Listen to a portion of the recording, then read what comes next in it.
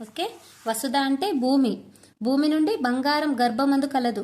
భూమి లోపలనే ఉంటుంది కదా బంగారం, అందుకే భూమి గర్భమందు కలది. Next question. పరమౌషధం. పరమౌషధం పదాన్ని విడదీసి రాస్తే సరైన రూపం వస్తుంది. ఆప్షన్స్ పరమౌ ప్లస్ షదం, ఆప్షన్ బి పరా ప్లస్ ఔషధం, ఆప్షన్ సి పరా ప్లస్ ఔషధం, ఆప్షన్ డి పరమా ప్లస్ ఔషధం. చూస్తే అన్నీ ఒకేలాగా అనిపిస్తాయి, కానీ మార్క్స్ మిస్ అయ్యేటి ఇక్కడనే మిస్ అవుతాయి. కాబట్టి జాగ్రత్తగా అబ్జర్వ్ చేసి కరెక్ట్ ఆప్షన్ని సెలెక్ట్ చేసుకోండి. 11th క్వశ్చన్ ఆన్సర్ ఈస్ పరమా ప్లస్ ఔషధం, పరమౌషధం. ఓకేనా? Option D is correct answer. Next question. పేదాది శబ్దాలకు ఆలు శబ్దం పరమైనప్పుడు. పేదాది శబ్దాలకు ఆలు శబ్దం పరమైనప్పుడు. ఆప్షన్స్ రుగాగమం అవుతుంది, ఆప్షన్ బి ఎడాగమం అవుతుంది, ఆప్షన్ సి ద్విరుక్తటాకార సంధి అవుతుంది, ఆప్షన్ డి ఏది కాదు. పేదాది శబ్దాలకు ఆలు శబ్దం పరమైనప్పుడు రుగాగమం అవుతుంది. Option A is correct answer. Next question. అన్య పదార్థ ప్రాధాన్యం కలది. అన్య పదార్థ ప్రాధాన్యం కలది. ఆప్షన్స్ ద్వంద్వ సమాసం, తత్పురుష సమాసం, బహువ్రీహి సమాసం, ద్విగు సమాసం. అన్య పదార్థ ప్రాధాన్యం కలది. ఆన్సర్ ఇస్ బహువ్రీహి సమాసం. క్వశ్చన్లోనే ఉంది బహువ్రీహి అంటే అన్య పదార్థ ఎక్కువ. Option C is correct. Next question. గురుపుత్రిక విగ్రహవాక్యం. గురుపుత్రిక విగ్రహవాక్యం. ఆప్షన్ ఏ గురువు మరియు పుత్రిక, ఆప్షన్ బి గురువుతో పుత్రిక, ఆప్షన్ 3 గురువు యొక్క పుత్రిక, ఆప్షన్ డి గురువు గురించి పుత్రిక.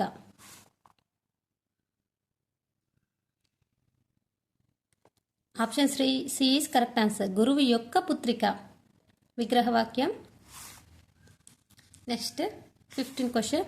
సబరణమయవ అనే గణాలు వరుసగా వచ్చే పద్యం. సబరణమయవ. ఆప్షన్ ఏ ఉత్పలమాల, ఆప్షన్ బి చెంపకమాల, ఆప్షన్ సి శార్దూలం, ఆప్షన్ డి మత్తేవం. సబరణమయవ అనే గణాలు వరుసగా వచ్చే పద్యం ఏంటంటే ఆప్షన్ డి మత్తేవం. ఇంపార్టెంట్, ఆల్రెడీ ఎట్లా వచ్చిన బిట్. నెక్స్ట్ సీస పద్యంలో గణాలు. సీస పద్యంలో గణాలు. ఆప్షన్ ఏ 6 ఇంద్రగణాలు 2 సూర్యగణాలు, ఆప్షన్ బి 1 సూర్యగణం 2 ఇంద్రగణాలు 2 సూర్యగణాలు, ఆప్షన్ సి 3 సూర్యగణాలు 2 ఇంద్రగణాలు రెండో పాదంలో 5 సూర్యగణాలు, ఆప్షన్ డి మసజస తతగా. సీస పద్యంలో గణాలు 6 ఇంద్రగణాలు 2 సూర్యగణాలు ఉంటాయి. 17th question. అతడు ఈర్ష్యాగ్నితో రగిలిపోతున్నాడు. ఈ వాక్యంలోని అలంకారం. అతడు ఈర్ష్యాగ్నితో రగిలిపోతున్నాడు. ఆప్షన్స్ శ్లేషాలంకారమా, చేకానుప్రాస అలంకారమా, రూపక, ఉపమాలంకారంగా. ఆన్సర్ ఈస్ అతడు ఈర్ష్యతో రగిలిపోతున్నాడు. ఆన్సర్ ఈస్ భేదం చెప్తుండు కాబట్టి రూపక అలంకారం. Option C is correct answer. Next నానార్థాలను కలిగి ఉండే అలంకారం. నానార్థాలను. ఆప్షన్స్ అతిశయోక్త అలంకారం, స్వభావోక్త అలంకారం, రూపక అలంకారం, శ్లేష అలంకారం. నానార్థాలను కలిగి ఉండే అలంకారం శ్లేష అలంకారం. ఓకే. 19th question. రామయ్య పుస్తకం చదువుతున్నాడు. ఇది ఏ వాక్యం?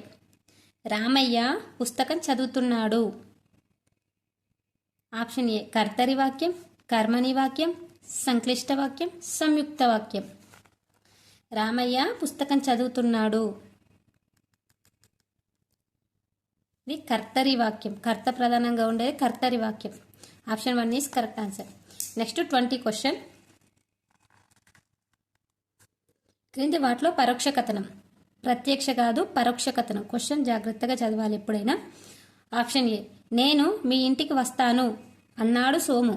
మనకేం కావాలి? పరోక్ష కథనం కావాలి. ఆప్షన్ బి తాను మాట్లాడతానని ఆనంద్ అన్నాడు.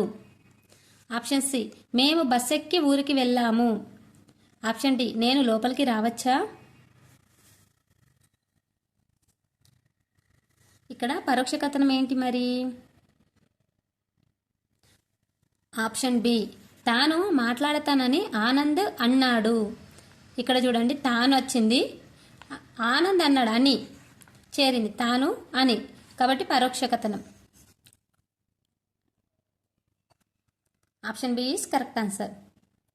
ఈ బిట్స్ మీకు నచ్చినట్టయితే మన వీడియోని లైక్ చేయండి. మరిన్ని వీడియోస్ కోసం మన ఛానల్ని సబ్స్క్రైబ్ చేయండి.